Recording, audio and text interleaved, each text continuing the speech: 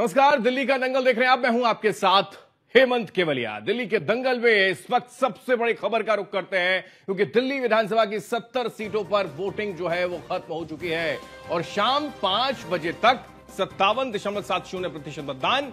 ये बड़ी जानकारी। मुस्तफाबाद का अगर जिक्र किया जाए, मुस्तफाबाद में सबसे ज्यादा मतदान हुआ है, 66.68% मतदान हुआ है। और करोलबाग की अगर बात करें, यहां पर सबसे कम मतदान हुआ, 47.40% मतदान करोलबाग में हुआ। शादरा में 5 बजे तक अगर बात करें तो 61.35% मतदान हुआ है। उधर नई दिल्ली में 5 बजे तक 54.37% मतदान। सेंट्रल दिल्ली में 5 बजे तक 55.24% मतदान हुआ है। तो ये मतदान की स्थिति है दिल्ली में। और दिल्ली में मतदान का प्रतिशत सुबह से ही हम लगातार आप तक पहुंचा रहे हैं कि वो प्रतिशत नहीं है जिसकी उम्मीद जताई जा रही थी, यानी कि वोट प्रतिशत बेहद कम है। कंपैरिजन 2025 और 2020 और 2015 से अगर किया जाए, 2025 के कंपैरिजन में ये बहुत कम बताया जा रहा है।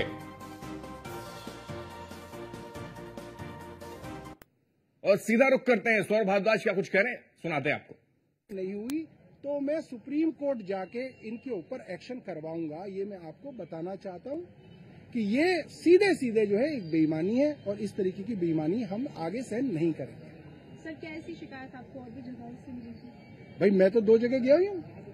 हमारे यहाँ शाहपुर जेट के यहाँ बैरिकेड लगा रखी है, चिराग दिल्ली के अंदर बैरिकेडिंग लगा रखी है, ईस्ट ऑफ कैलाश और GK1 के अंदर आप जो है गेट के आगे, अभी आप लोगों ने तो कितनी सारी जगह कवरिंग की है, गेट के आगे आदमी रुक रहा है और वो अंदर जा रहा है। तो अमीर और गरीब के बीच में ऐसा डिफरेंस क्या प्रजातंत्र में हो सकता है? इसका मतलब तो अमीरों से और गरीबों से अलग अलग कानून जो है चलाया जा रहा है, तो गलत है। क्या वोटिंग प्रभावित हुई है, सर क्या मानते हैं? देखिए, वोटिंग तो प्रभावित होती है। अब कितनी वोट प्रभावित हो वो तो कहा जाना मुश्किल है, मगर अगर एक वोट भी प्रभावित होती है, अगर एक वो हमारी बहन जो ऑटो में वोट डालने आई उसको पुलिस वाले ने आपके सामने रोका, वो तो प्रभावित हुई। हमने शोर मचाया तो बोला अच्छा चले जाओ। तो ये इस तरीके की बेईमानी नहीं होनी चाहिए।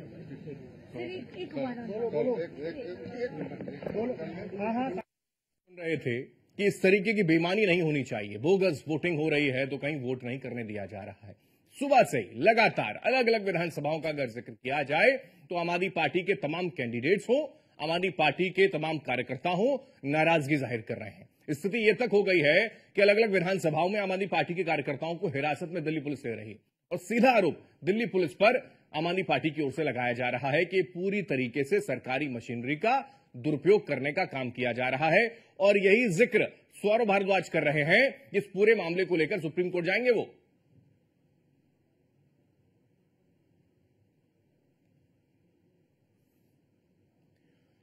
तो लोकतंत्र के महापर्व की तस्वीरें आपको दिखाते हैं कि सुबह से ही कितनी तादाद में लोग निकले और उसके साथ साथ तमाम जनप्रतिनिधियों ने अपने मत का इस्तेमाल भी किया है। ये 4 तस्वीरें आप देख सकते हैं। यहां पर सियासतदानों ने अपने मत का इस्तेमाल किया। अजय माकन ने वोट डाला। दिल्ली के दंगल में अजय शंकर ने भी अपने मत का इस्तेमाल किया।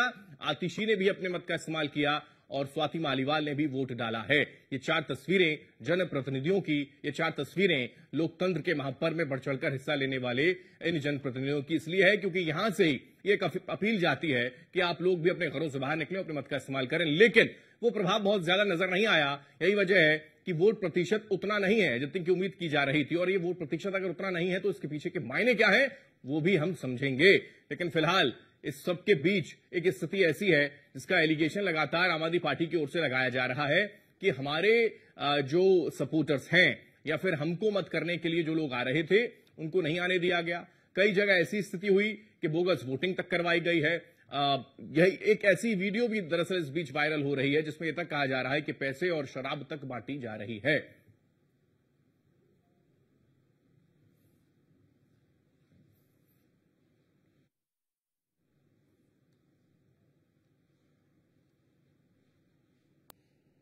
तो मतदान खत्म हो चुका है। आरोप प्रत्यारोप का दौर इस बीच हालांकि शुरू हो चुका है, क्योंकि नतीजे तो 8 फरवरी को आएंगे।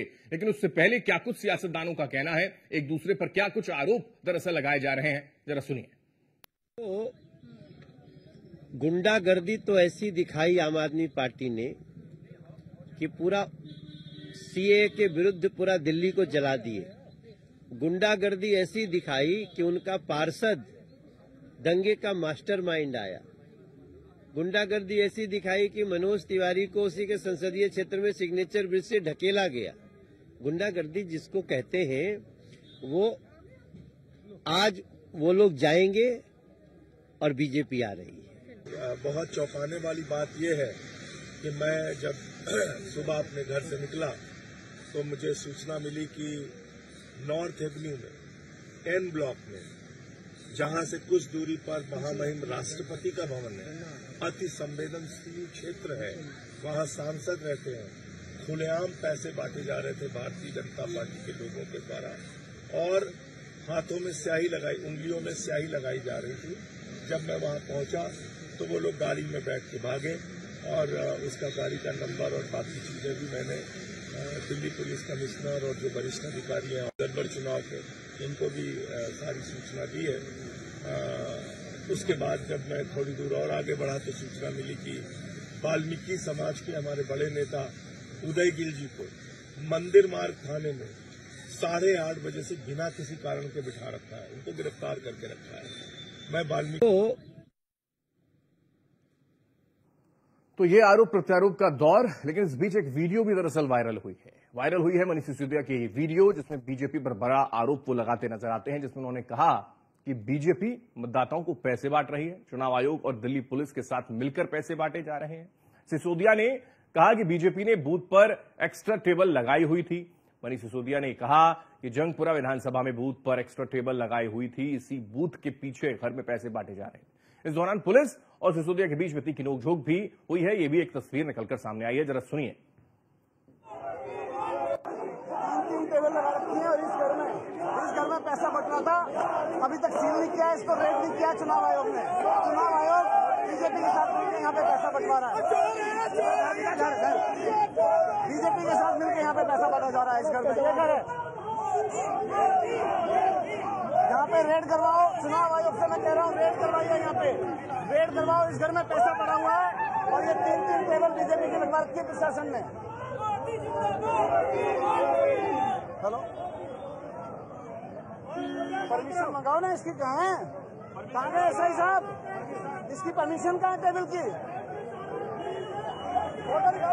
3 टेबल लगा रखी है।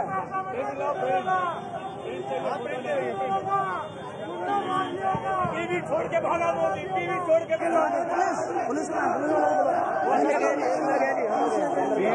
दरअसल जंगपुरा विधानसभा क्षेत्र की है, यहां पर मनीष सिसोदिया दरअसल ये जिक्र कर रहे हैं कि टेबल एक्स्ट्रा क्यों, क्योंकि जो एक पैरामीटर है, एक दायरे के अंदर ही 2 टेबल ही लगाई जाती हैं, तीसरी क्यों लगाई गई, और लगाई गई तो क्या इसको लेकर कोई परमिशन कहीं से किसी तरीके से मिली है, ये आरोप उनकी ओर से लगाया गया। साथ ही साथ दरअसल ये वीडियो वायरल तब और हो रहा था जब मोदी के नारे लग रहे थे और मनीष सिसोदिया वहां से ही निकल रहे थे। उसके बाद से ये मामला और ज्यादा तूल पकड़ता नजर आया। लेकिन सबके बीच आज पूरे दिन दिल्ली के अंदर दंगल, और दंगल इस वजह से क्योंकि दिल्ली की सल्तनत पर, देश की सल्तनत पर आखिर कौन बैठने जा रहा है, इसका आज चुनाव रहा। मतदान जनता ने कर दिया है और मतदान किसको किया है, किसको नहीं किया है, यह 8 तारीख को मालूम चलेगा। लेकिन इसी पर हम वोट प्रतिशत के मायनों को समझेंगे और यह भी समझेंगे कि क्या वाकई ये माना जाए कि देश की सल्तनत के इस चुनाव में कहीं कोई गड़बड़झाला हुआ है, कहीं कोई घोटाला हुआ है, क्योंकि घोटालों की फेहरिस्त से ही ये चुनाव जो है वो लगातार मुद्दों के तौर पर बना रहा।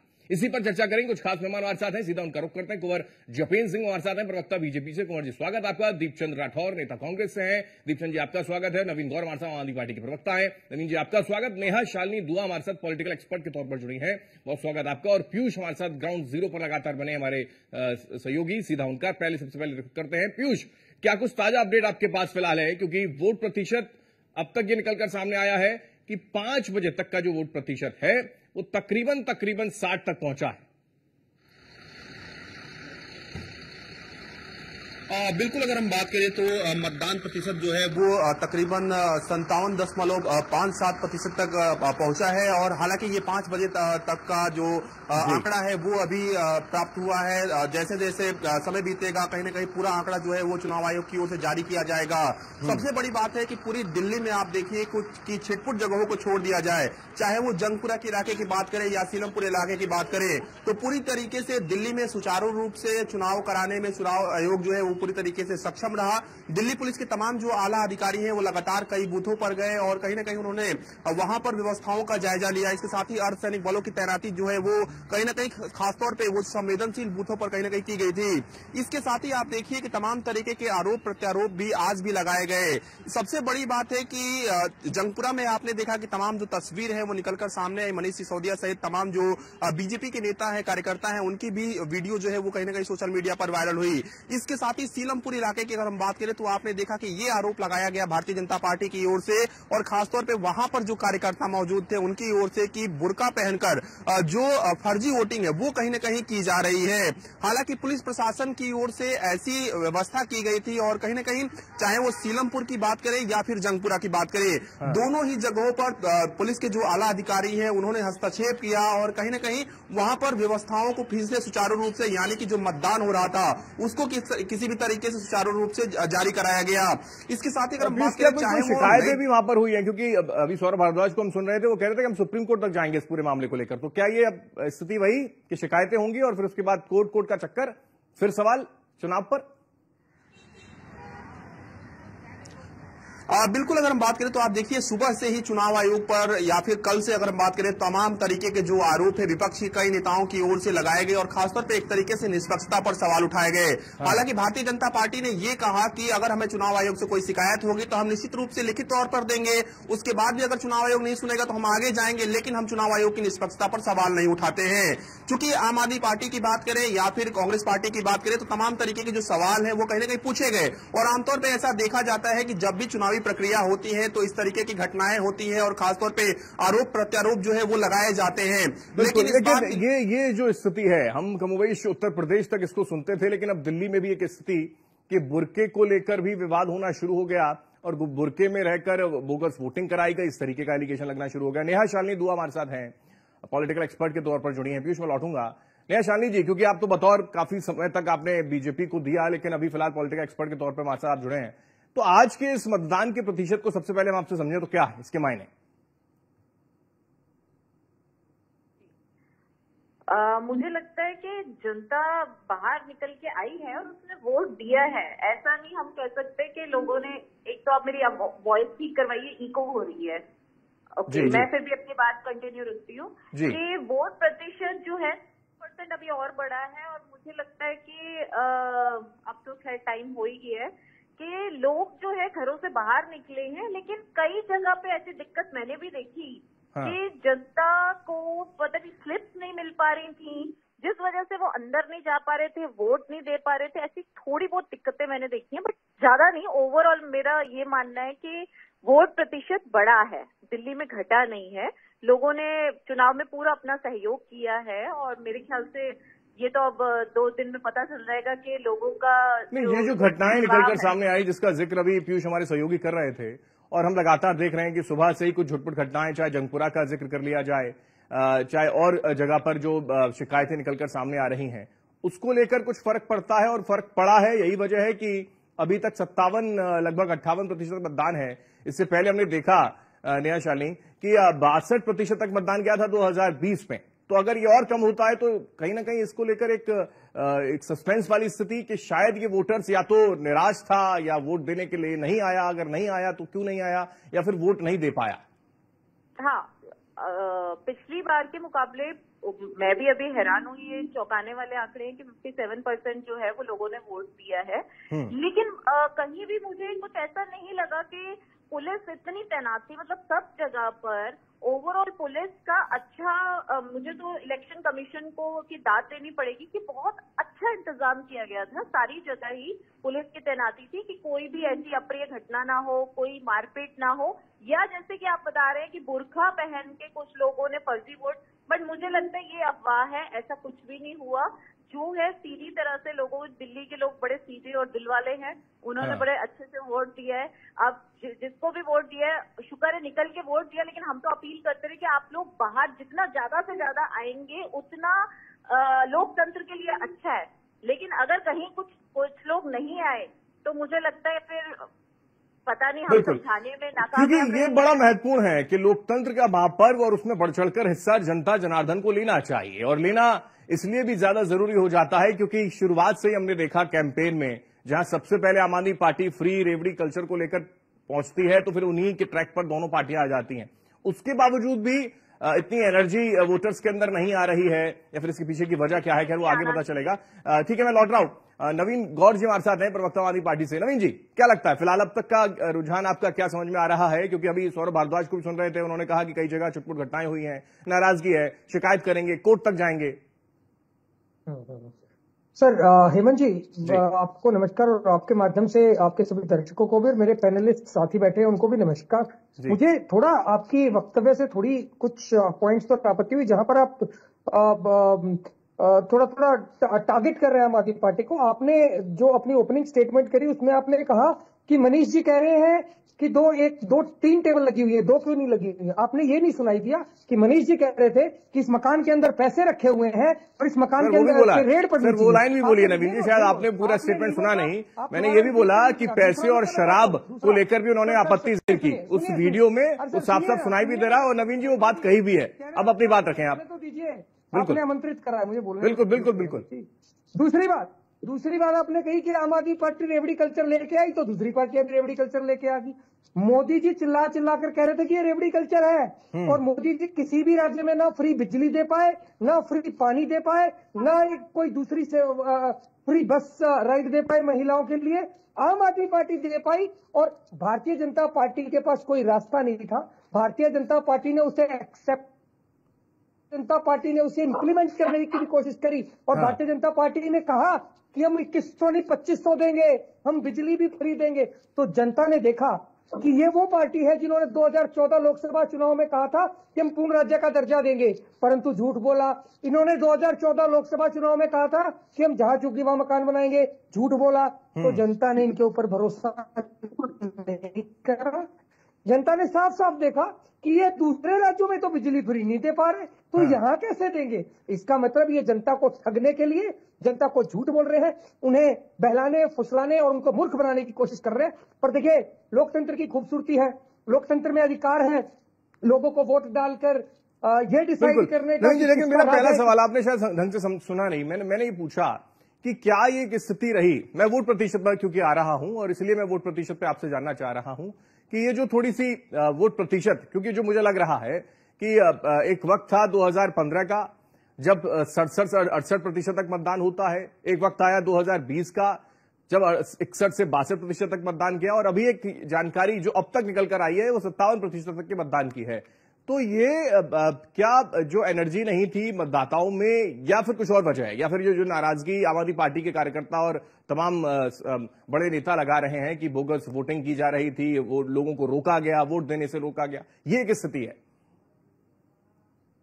देखिए, मुझे पता नहीं आप इस तरीके से क्यों बात को मोल्ड कर रहे हैं कि हर बात आम आदमी पार्टी की नेगेटिव अप्रोच को दिखाए। बट एनीवेज, मैं ये बताता हूं, अमूमन ये देखा गया है, और पिछले चुनाव में हमारे बहुत सारे राजनीतिक विश्लेषज्ञ साथी भी हैं, और लगातार जब हम डिबेट्स में बैठते हैं तो सुनते भी हैं, राजनीतिक विश्लेषकों से भी सुनते हैं। हमने खुद भी देखा है कि अमूमन जब वोट प्रतिशत कम होता है तो उस समय लोग बदलाव नहीं चाह रहे होते हैं। जब लोग बदलाव चाह रहे होते हैं तो वोट प्रतिशत हमेशा ज्यादा होता है। तो जब भी बदलाव चाहा है जनता ने, तब वोट प्रतिशत गुस्से में लोग निकलते हैं घर से बाहर और वोट डालने जाते हैं। तो इस बार यानी कि इस बार जो पहले वाली स्थिति थी वैसी स्थिति कमोबेश रहने वाली, आप ये कहना चाह रहे हैं? यानी कि जो सीटें हैं उसमें बहुत ज्यादा अंतर नहीं आने वाला, और अगर आएगा तो बहुत ज्यादा नहीं फर्क पड़ने वाला है। ठीक है, कुंवर जपेन जी, मैं लौट रहा हूं नवीन जी। कुंवर जपेन जी पूरे आश्वस्त हैं, वो कह रहे हैं कि भाई जितना प्रतिशत हुआ है हम इसके लिए एकदम आश्वस्त हो चुके हैं कि हम तो जीत रहे हैं। वो अलग बात है कि शिकायतें भी कर रहे हैं साथ के साथ। इससे इनकार नहीं आपने जो सवाल पूछा, मैंने जवाब शिकायतों का सवाल करो, शिकायतों पे बात होगी तो शिकायतों की भी बताऊंगा। सामना कर रही है, इससे इनकार नहीं किया जा सकता। दिल्ली की जनता के मन में आम आदमी पार्टी के प्रति जो आक्रोश है, वो आक्रोश आज वोट के रूप में आम आदमी पार्टी के खिलाफ निकलकर सामने आया। अनेकों 57% वोट पड़ी, अनेकों विधानसभाओं में ये प्रूफ हो चुका है। कांग्रेस डेफिनेटली बैक करती हुई दिख रही है कि आम आदमी पार्टी ने जो कांग्रेस को नुकसान दिया उसकी भरपाई के लिए कांग्रेस के कार्यकर्ताओं ने जी तोड़ मेहनत करी। तो निश्चित तौर पर कांग्रेस तो कह रहे हैं कि वोट प्रतिशत अगर कम है तो वो जो वर्तमान में सरकार है उसके साथ ही है जनता, नहीं देना किसी को, नहीं बदलाव करना है उनको, इसलिए वो कम प्रतिशत है। वो तो ये कह रहे हैं। सांच को वांच क्या, और कहते हैं ना कि हाथ कंगन को वारसी क्या और पढ़े लिखे को फारसी क्या। 8 तारीख को रिजल्ट्स हैं, पता चल जाएगा। भारतीय जनता पार्टी के प्रति जो लोगों का स्नेह और लोगों में, वोटरों में जो जोश देखा गया, वो जोश आज निकलकर वोट के रूप में निकलकर सामने आया है। 8 तारीख को नतीजे आने हैं, पता चल जाएगा। भारतीय जनता लेकिन एक बड़ा जो एलिगेशन बीजेपी पर लग रहा है, सरकार की मशीनरी का दुरुपयोग किया गया है, चाहे वो नवीन जी कह रहे हो, सौरभ भारद्वाज को भी हमने सुना, दीपचंद जी भी थोड़ी देर में बोल देंगे कि कहीं कहीं आपने एक अड़चन डालने का प्रयास किया है, उसमें कामयाब नहीं हो पाएंगे आप, वो अलग बात है, ये कहना है उनका। लेकिन ऐसा क्यों? जब सरकारें जाने वाली होती है ना हेमंत जी, हाँ। और जब सच्चाई नजर आ रही होती है तो इसी तरह के आरोप लगते हैं, सभी लगाते हैं। आज ये लगा रहे हैं, इन्हें पता कि इनकी विदाई का समय ये अब जाने वाले हैं, तो इस तरह के आरोप ठीक है, ये लगाएं। आरोप लगाना ये भी एक राजनीति का एक ये पहलू। आरोप नहीं लगा रहे, वो तो कह रहे हैं कि भाई ये क्या हो रहा है हमारे साथ, लोकतंत्र में क्या हो रहा है, वो तो ये कह रहे हैं। आप लोग तो सत्ता को छीनने का प्रयास कर रहे हैं, वो ये कह रहे हैं। ठीक है, दीपचंद जी कुछ कह रहे हैं, फिर नेहा शानी जी आपके पास आऊंगा। दीपचंद जी। आदरणीय हेमंत जी, आपको और आपके दर्शकों और सभी पैनलिस्टों को मेरा नमस्कार। देखिए, आचार संहिता का आचार कैसे पड़ता है वो हम सबने देखा। एक तरफ परवेश वर्मा जी लगातार पैसे, जूते बांट रहे हैं, साड़ियां बांट रहे हैं। दूसरी तरफ केजरीवाल जी पंजाब से शराब लाके बांट रहे हैं, पैसे दारू बांट रहे हैं। लोकतंत्र में अगर, मेरे हिसाब से लोकतंत्र में अगर आचार संहिता लग जाती है तो किसी भी तरह का लालच, लोक प्रबंधन देना कानून के खिलाफ है। हाँ। और मेरी विधानसभा के अंदर अभी भारतीय जनता पार्टी के जो प्रवक्ता यहाँ दम भर रहे हैं, मैं आपको बताना चाहूंगा कि मेरी विधानसभा के अंदर में विजवासन विधानसभा है, जहाँ से भारतीय जनता पार्टी के प्रत्याशी हैं कैलाश गहलोत जी, जो आज कम से कम 200-250 गुंडों के साथ घूम रहे हैं और वहां पर मारपीट कर रहे हैं। ये निकाल सकते, मैं आपको बताना चाहूंगा। और हाँ। पुलिस प्रशासन मुख्य दर्शक बनकर देख रहा है, उसके खिलाफ कोई कानून कार्रवाई नहीं हो रही है। और कांग्रेस पार्टी, जो आपने कहा ना कि वोट प्रतिशत कम क्यों हो रहा है, कारण यही है कि दोनों ही पार्टियां एक दूसरे को डरा धमका रही है। पब्लिक के अंदर भय का माहौल बना रखा है इन दोनों पार्टियों ने। और इस बार के अंदर मैं आपके चैनल के माध्यम से फिर से कहना चाहूंगा कि कांग्रेस पार्टी दलित, पिछड़ों, अल्पसंख्यकों की लड़ाई लड़ने का काम कर रही है। और देखिए, दिल्ली का क्या मुद्दा, दीपचंद जी, बड़ी विचित्र स्थिति हो जाती है। कुछ महीने पहले एक साथ गलबैया बनाकर जो है करके चुनावी मैदान में ताल ठोकी जा रही थी, लेकिन कुछ महीनों के बाद ही एक दूसरे के खिलाफ चुनावी मैदान में ताल ठोकी जाती है। में जाके देखो तो खींचातानी, नोरा कुश्ती पिछले 10 सालों से आपदा विपदा के बीच में चल रही है। उससे दिल्ली के लोग परेशान है। और मुझे लगता है कि बहुत बड़ा दुर्भाग्य है कि दिल्ली की राजधानी में पिछले 10 सालों से वही मुद्दे हैं कि पानी पीने योग्य नहीं है, गंदा पानी है, जल भरा हुआ है, सड़कें टूटी हुई है, चारों तरफ कचरा, प्रदूषण बढ़ता जा रहा है, दिल्ली गैस चैम्बर बन चुकी है। और 3 बार के दिल्ली के मुख्यमंत्री रहे केजरीवाल जी, दिल्ली में कुछ विकास नहीं करा। वो लेकिन दोनों ही पार्टी कह रही है आप तो रेस में ही नहीं है। वो तो मानते हैं कि आप तो रेस में ही नहीं है, आप तो नंबर 3 पर भी आ जाए तो भी गनीमत होगी। वो तो ये कह रहे हैं 2 बार जमानत जब्त हो गई। अहमद जी, आपके चैनल के माध्यम से कह रहा हूँ, कांग्रेस पार्टी अब की बार 50 से 60 सीटों पर त्रिकोणीय मुकाबला लड़ रही है और 40 से 35 से 40 सीटों पर हम सीधे मुकाबले में। और इस बार नहीं, सरकार बना रहे हैं आप, सरकार बना रहे हैं आप, बिल्कुल सरकार बनाई गई। मैं आपके चैनल के माध्यम से ठीक लगा लो, थोड़ा ठीक लगा लो, ज्यादा हो गया। अरे नवीन जी, आपकी तो विदाई जैसी है। आपने भी कहा ना कि हमने बड़े रेवड़ी की तो बातें कर रहे थे अभी आप, तो आपको बताना चाहूंगा, आपने शराब, मैं बस इतना करूँ, थोड़ा ठीक लगा लो, रेट थोड़ा ज्यादा हो गया, थोड़ा ज्यादा हो गया। और जो आप बता रहे हो कि हमने मुफ्त में बिजली और पानी दे रहा, नवीन जी कह रहे थोड़ा सा आपने जो आकलन किया है वो बहुत ज्यादा हो गया, थोड़ा सा कम बता दीजिए, जैसे कि कभी बैठेंगे 8 तारीख को हम, तो फिर आप बताने में थोड़ा सा असमर्थ हो जाएंगे। सर ठीक है, नेहा शानी जी इस पे कुछ कमेंट करना चाह रही है, नेहा जी कह दीजिए, उसके बाद आ रहा हूं मैं नवीन जी आपके पास। हेमंत जी, जैसा आम आदमी पार्टी के नवीन जी और कांग्रेस के जो राठौर जी हैं, शायद राठौर जी उनका नाम, तो ये जो कह रहे हैं दोनों के शासन प्रशासन का दुरुपयोग किया गया इलेक्शन में, तो ऐसा मुझे बिल्कुल नहीं लग रहा, क्योंकि ये देश की राजधानी दिल्ली है। यहाँ कोई अपना मतलब गुंडागर्दी नहीं कर सकता, कोई भी पार्टी, चाहे अगर कोई आम आदमी पार्टी पे इल्जाम लगा रहा है तो मुझे वो भी गलत लग रहा है, बीजेपी पे लगा रहा है तो वो भी गलत है। मतलब बीइंग एक दिल्ली की नागरिक होने के नाते मैं ये कहना चाहूंगी कि ये देश की राजधानी दिल्ली है। यहाँ पढ़े लिखे लोग हैं, पढ़े लिखे वोटर्स हैं।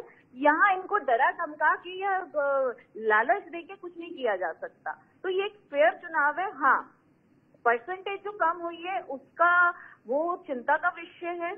अब ये तो नेहा जी, लेकिन सबसे ज्यादा इम्पैक्टफुल बात जो है वो ये जिसका जिक्र हमने किया, तो फिर नवीन जी को थोड़ा सा बुरा लगा। वो अलग बात है कि उसी कॉन्सेप्ट पर दोनों पार्टियां आ गई हों।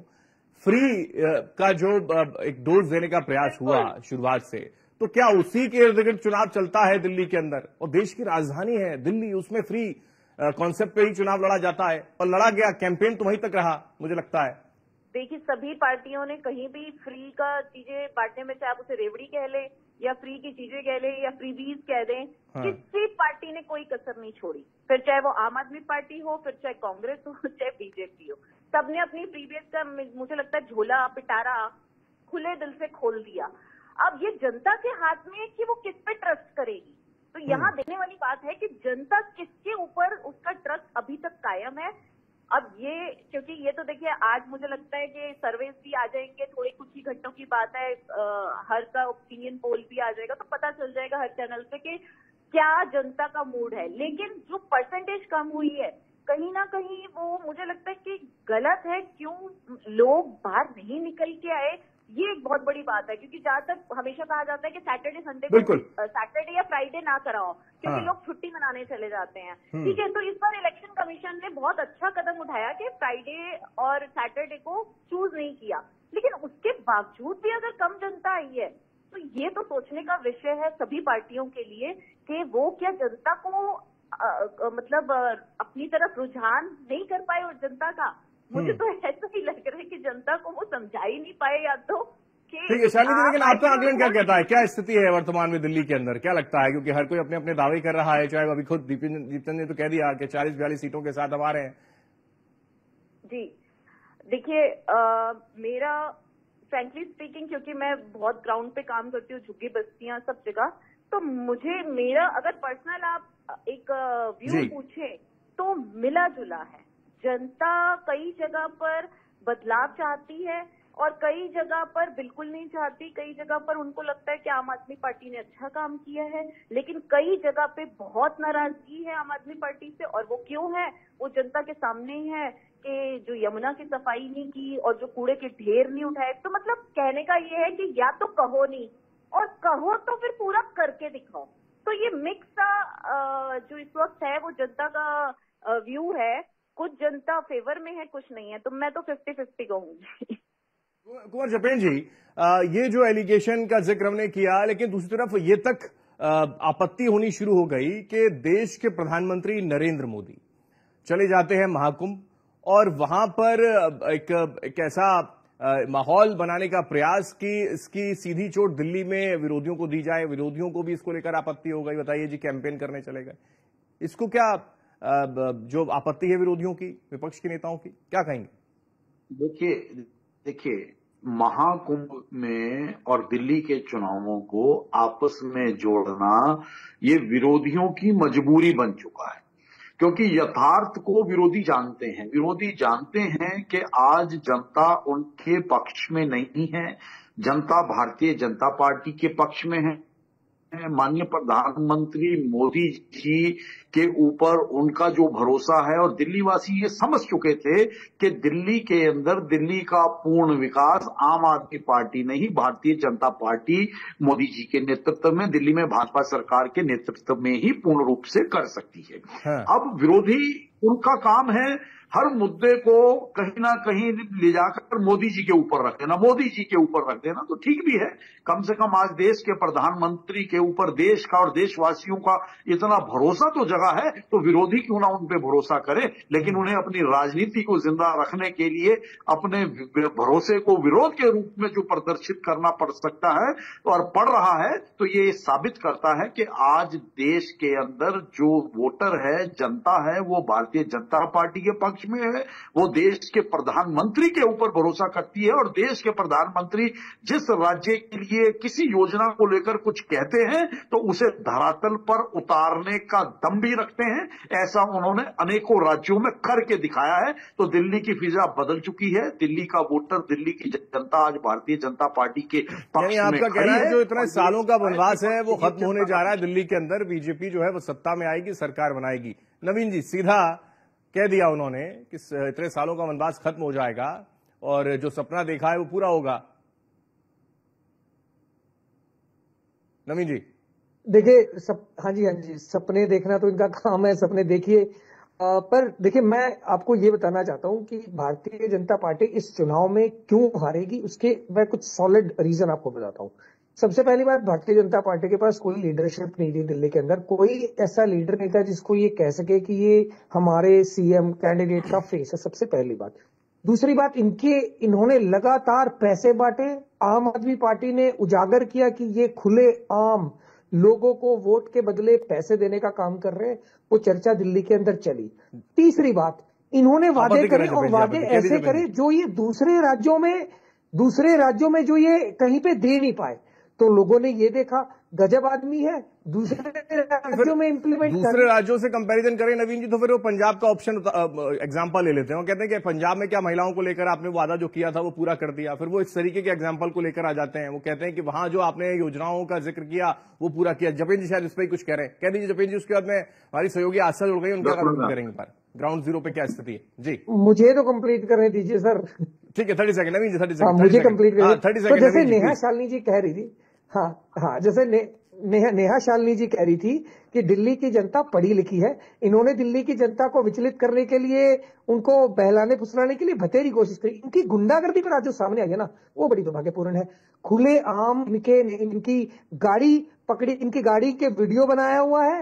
वो वीडियो में संजय सिंह जी खुले आम दिखा रहे हैं कि देखिए किस प्रकार से ये लोग पैसा बांट रहे हैं। खुले आम इन लोगों के वीडियो बने हुए हैं, किस प्रकार से इन्होंने बैरिकेडिंग करी, अपने तंत्र का प्रयोग करा है। जनता ने देखा है और जनता इनको सबक सिखाएगी। आप देख लीजिएगा, इस बार भारतीय जनता पार्टी की हालत बहुत बुरी होने वाली है। ठीक है कुंवर जपेन जी, गुंडागर्दी का भी आरोप है और उसके साथ साथ जो भ्रष्टाचार को लेकर सलाखों के पीछे पहुंचाने का काम किया उसमें कुछ निकला भी तो नहीं, और जब निकला नहीं तो जनता भरोसा कैसे करे, वो भी एक बात। निकला तो बहुत कुछ है। जांच एजेंसियों की फाइलों में जो दफन है वो धीरे धीरे बाहर निकल रहा है और इसीलिए इतना समय जेल में गुजारना पड़ा। ये भारतीय लोकतंत्र है, सब सामने आ रहा है। आप तो मुख्यमंत्री बनने चले गए थे, मिस्टर केजरीवाल पंजाब में भी क्यों पीठ दिखा के भागे? जब वहां विरोध होना शुरू हुआ तो फिर दिल्ली वापस भाग आए। भाई, Bharatiya Janata party CM project नहीं करती है। जिस कार्यकर्ता को सेवा का मौका दे दिया जाता है, जिस कार्यकर्ता को सदन में नेता बनाकर बैठा दिया जाता है, खाली पीएम करती है, खाली पीएम प्रोजेक्ट करती है। आप कब्जा राजनीति पे कब्जा करने के लिए अपने स्वार्थ की पूर्ति भी करें। आप घरों में 2.5 लाख के खाली पीएम प्रोजेक्ट करते हो आप, सीएम नहीं प्रोजेक्ट करते। दूल्हा कोई होता है, शादी किसी की होती है। में घूमेंगे और उसके बाद आप जो है जनता के धन को चूना भी लगाएं, भ्रष्टाचार करें, कमीशनें खाएं, और अब भी कितनी शर्म आगे देश को लूट के तुम शर्माओ भाजपाई, और देश को लूट के आगे शर्म आनी चाहिए तुम्हें। तुम पूरे देश को लूट के खागे, 15-15 लाख के वादे करते हो, 2 करोड़ नौकरियों के वादे करते हो, देश को लूट के खागे भाजपाइयों। तुम्हें शर्म आनी चाहिए। देखो इनकी बौखलाहट, देखो इनकी बौखलाहट देखो। और आप लोगों की जो सच्चाई जनता के सामने आई, जनता ने जवाब दिया है। 2-3 बार बैठेंगे और खूब आपको सबक सिखाया है। आपका चेहरा साफ दिख रहा है, आप कितने गुस्से में हैं, आप कितने बौखलाए हुए हैं। इससे स्पष्ट हो जाता है कि आपने मन ही मन तो हार मान ही ली है। आम आदमी पार्टी ने बेहतरीन चुनाव लड़ा है, पूरी दिल्ली की जनता बौखलाई हुई है। जो देश को लूटा है वो देश भूलेगा थोड़ी, आपको सबक सिखाता। आपकी भारतीय झूठा पार्टी उजागर हो गई है दिल्ली में। आम आदमी पार्टी के एक कार्यकर्ता ने आपका नकाब ऐसे उतार के। ठीक है सर, ठीक है नवीन जी। खैर किसने नकारा, जनता ने नकारा या फिर स्वीकार किया, वो तो खैर 8 तारीख को मालूम चलेगा। जपिन जी लौट रहा हूं, फ्रेम से बाहर हो रहे हैं आप, ठीक है। लेकिन ये जो स्थिति है, क्योंकि बौखलाहट, नाराजगी, तो खैर मनीष सिसोदिया के चेहरे पर भी नजर आई जब देखा हमने जंगपुरा में कि उन्होंने नाराजगी जाहिर की। वो वीडियो भी लगातार, वो अलग बात है कि बीजेपी के सोशल हैंडल से उसको ट्रोल किया जा रहा हो। नवीन जी, कहा जा रहा है कि घबराहट है और ये घबराहट का ही नतीजा है कि किस तरीके से वो नाराजगी जाहिर कर रहे हैं। दीपचंद जी, घबराहट कहां है? शुरुआत में मैदान में ही कांग्रेस पार्टी नहीं, ये जिक्र किया जा रहा था दोनों ही पार्टियों से, लेकिन शायद कंपटीशन बढ़ा है, यही वजह है कि घबराहट बढ़ गई दोनों में। हमें नहीं घबराहट बढ़ी है, देखा नहीं अभी किसमें बढ़ी है। बोलो अमन जी। जी जी, नहीं बोलिए सर, यहाँ तो कम से कम बोलिए आप। विधानसभा के अंदर नंबर नहीं, यहाँ तो मैं मौका पूरा दूंगा आपको। आदरणीय अमन जी, देखिए हर बात जुमलेबाजी होती है, लेकिन हालात बद से बदतर होते जा रहे हैं। दुख की बात यह है कि दोनों राजनीतिक दल जो नोरा कुश्ती कर रहे हैं, यमुना पर चाहे शीशमहल पर चाहे राजमहल पर। बेहतर होता है कि भारतीय जनता पार्टी के सांसद, नगर निगम, केंद्र की सरकार, आम आदमी पार्टी के विधायक मुलाकात करते और बढ़ते और एक साफ सुथरी यमुना दिल्ली वासियों को देते, साफ सुथरी हवा देते। लेकिन आज देखने को यह है कि राजनीतिक इतनी हैवी हो चुकी है कि मुझे वो दिन याद आता है जब अटल जी प्रधानमंत्री थे और शीला दीक्षित मुख्यमंत्री थी, तो अटल जी ने शीला जी का हाथ पकड़ा, मेट्रो में बैठाया और दिल्ली मेट्रो का उद्घाटन दोनों ने मिलकर एक साथ किया।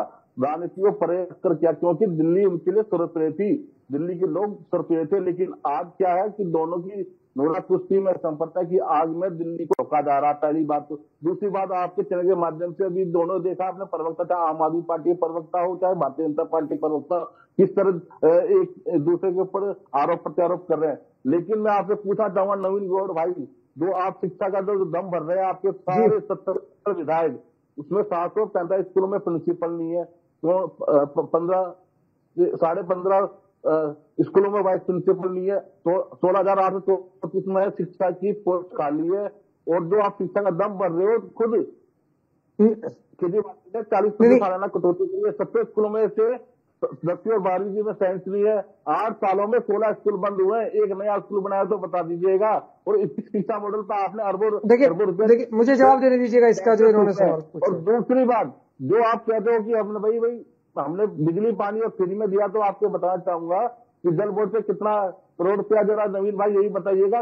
54,000 करोड़ रुपया कर्जा है, और फ्री में जो 80,000 करोड़ रुपया उस पर भी कर्जा है। तो बताइए, घोटालों का जिक्र तो खैर संसद के अंदर भी हो गया, राहुल गांधी को लेकर भी किया, कांग्रेस पार्टी को लेकर भी देश के प्रधानमंत्री ने कहा, तो वहीं शीशमहल का भी जिक्र उन्होंने कर दिया। एक तीर से दो निशाने साध दिए। लेकिन नवीन जी शायद इस पर जवाब देंगे। नवीन जी कह दीजिए। जी हमारे सहयोगी उनके पास भी जाऊंगा। देखिए, मैं इन्होंने ना, देखो दीपचंद जी ने ना बहुत ही सकारात्मक बात करी है, और सकारात्मक बात मैं इसलिए कह रहा हूँ, इन्होंने कुछ मतलब रिसर्च करके ये कोई कहीं से लेके आए, इन्होंने जो बताया है उसे कम एक सकारात्मक डिस्कशन हम लोग कर रहे हैं। और मैं इनको बताना चाहता हूँ दीपचंद जी, आजादी से लेके 2015 तक दिल्ली के सरकारी स्कूलों में लगभग 22,000 कमरे थे। वो आम आदमी पार्टी ने लगभग 20,000 कमरे और बनाए, जो कि लगभग बराबर ही हो जाता है। अब मैं आपको बताना चाहता हूं कि दिल्ली में क्या बदलाव हुआ है एजुकेशन में। 6,554 करोड़ रुपए का बजट होता था जब आपका राज था दिल्ली के अंदर।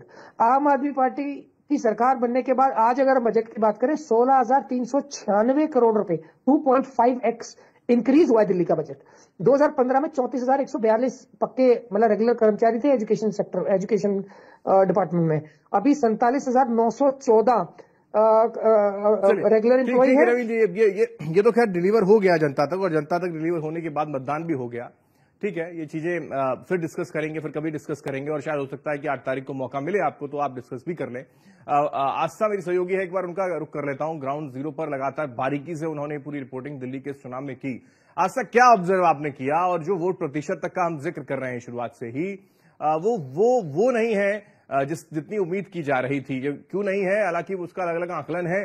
कहीं ये कहना है कि अगर कम प्रतिशत है तो फिर वर्तमान में जो सत्ता में काबिज है उसी पर भरोसा, उसी पर एतबार जनता ने जताया है, या फिर कईयों का यह भी कहना है कि अगर ये थोड़ी से वोट प्रतिशत कम है तो किसी से नाराजगी भी है शायद। आस्था, क्या ग्राउंड जीरो पर हकीकत? बिल्कुल हेमंत जी, मैं अभी आपको भी सुन रही थी और तमाम हमारे पैनल पर जो पैनलिस्ट बैठे हुए हैं उनको भी मैंने सुना।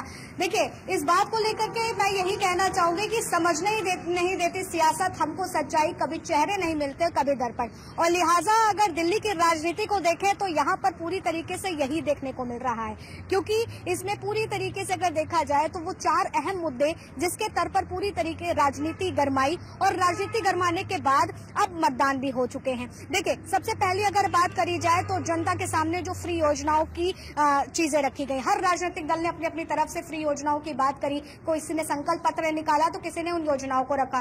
दूसरी तरफ अगर हम बात करें तो दिल्ली की राजनीति में कभी जातिवाद नहीं देखा गया, लेकिन यहाँ पर सॉफ्ट हिंदुत्व की राजनीति को भी देखा गया, जिस तरह से आम आदमी पार्टी ने पुजारी योजना को लेकर के हमारे सामने आए। और इसी के साथ पी फैक्टर में पूर्वांचल, पहाड़ी, पंजाबी, और खास करके पूर्वांचल की बात की जाए तो पूर्वांचल के नाम पर जिस तरह से वोटरों को लुभाने की बात कही गई, फर्जी वोटरों की बात करी, तमाम आरोप प्रत्यारोप का सिलसिला भी देखा। और चौथा अगर मुद्दा हम देखें तो यमुना, वो जहरीली राजनीति जिसके तर्ज पर हर तमाम राजनीतिक दलों ने अपनी अपनी सियासी लकीरें खींची, लेकिन अब ऐसे में सवाल है जनता किसके साथ खड़ी है, क्योंकि योजनाओं के चलते जनता बहुत असमंजस में हुई कि हम किसकी योजनाओं पर भरोसा करें। और रही बात मतदान कम होने के, देखिए हमने शुरुआती आंकड़े देखे थे किस तरीके से दिल्ली में मतदान के आंकड़े कम थे, लेकिन अंत मुस्तफाबाद में तकरीबन 67% मतदान 5 बजे तक हो जाता है, लेकिन वही करोलबाग में क्योंकि एक एलीट क्लास वहां रहता है, वहां वोट प्रतिशत 45 तक पहुंच पाता है। इसके भी मायने अलग अलग तरीके से निकाले जाते हैं। बिल्कुल, अगर देखा जाए तो अक्सर ये बात कही जाती है कि जितने स्लम्स एरिया यहाँ दिल्ली में जितने मिडिल क्लास व्यक्ति है वो ज्यादा से ज्यादा जा करके वोट करते हैं। हालांकि देखा जाए तो इलेक्शन को लेकर के इलेक्शन कमीशन से भी पूरी तरीके से वर्किंग डे पर वोटिंग रखी थी कि कोई भी वीकेंड की छुट्टी पर बाहर ना जाए, लेकिन उसके बाद भी वोट प्रतिशत उस हिसाब से जितने भी पॉश एरिया है वहां पर नहीं देखा गया। लेकिन जितने भी अगर हम देखा जाए स्लम्स एरिया पड़ते हैं या जितने भी आसपास के एरिया है, जैसे सीलमपुर हो गया, जैसे मुस्तफाबाद की भी आपने जिक्र किया, वहां पर उस तरीके से वोट पड़े। क्योंकि देखिए इसके पीछे की एक बड़ी वजह भी है, अगर देखा जाए तो दिल्ली में 67% मिडिल क्लास का तबका रहता है, और वही यहाँ पर जो है रोजाना अपनी रोजी रोटी की कमाई के लिए बिल्कुल मिडिल क्लास का जिक्र आपने किया, और मिडिल क्लास को लेकर एक प्रभाव डालने का प्रयास किया बजट में। कुंवर झुपेन जी शायद इस पर कुछ कहना जरूर चाहेंगे। मिडिल क्लास पर टारगेट करते हुए 70% मिडिल क्लास रहता है दिल्ली के अंदर, उसका फायदा मिलेगा, 12 लाख तक टैक्स फ्री कर दिया, ये एक प्रलोभन कामयाब हो जाएगा क्या कुंवर झुपेन जी, क्योंकि इसको लेकर लगातार चर्चाएं करते रहे उस वक्त? देखिए इसे आप और अब तो ये तक कहा जा रहा है कि अब डुबकी लगा ली है आम आदमी पार्टी, डूब जाएगी, सोशल मीडिया पे चल रहा है। नहीं, देखिए इसे प्रलोभन कहना बिल्कुल गलत होगा, क्योंकि ये योजना पूरे देश के नागरिकों के लिए है। और जिस तरह से फ्लेक्सिबिलिटी के साथ भारतीय जनता पार्टी आर्थिक मुद्दों को लेकर हमेशा कुछ बेहतर करने का प्रयास करती रही है, ये उसका नतीजा है। ये 12 के बाद 15 भी होगा, 18 भी होगा समय के साथ साथ, क्योंकि आप ये देखिए कि इस विकासशील भारत को विकसित भारत के रूप में तब्दील करना ये माननीय प्रधानमंत्री मोदी जी का स्वप्न है, केंद्र सरकार का स्वप्न है। सभी देश के अंदर नागरिक भी चाहते हैं कि हम इस विकासशील भारत की सीमाओं से बाहर निकलकर एक विकसित लेकिन ये वही जिक्र, क्योंकि एक तरफ वो जिक्र करते हैं कि रेवड़ी कल्चर के हम खिलाफ हैं, खुद देश के प्रधानमंत्री ने एक मंच के माध्यम से कहा, लेकिन फिर उसी पर आना पड़ा और उसी के जरिए चुनावी बैतरणी पार करनी पड़ रही है। तो क्या ये मानी जाए कि कॉपीराइट है आम आदमी पार्टी का? 2014 के बाद से भारत विश्व की 5वीं बड़ी अर्थव्यवस्था के रूप में पहचाना जाने लगा है। बहुत जल्दी ही विश्व के अंदर तीसरी बड़ी अर्थव्यवस्था के रूप में इस देश की पहचान बनेगी, ऐसा माननीय प्रधानमंत्री मोदी जी का प्रयास है। और उसी प्रयासों पे जो आर्थिक हमारे जो रेगुलेशन नेहा जी इस पे कमेंट कर रही है, नेहा जी कर दीजिए।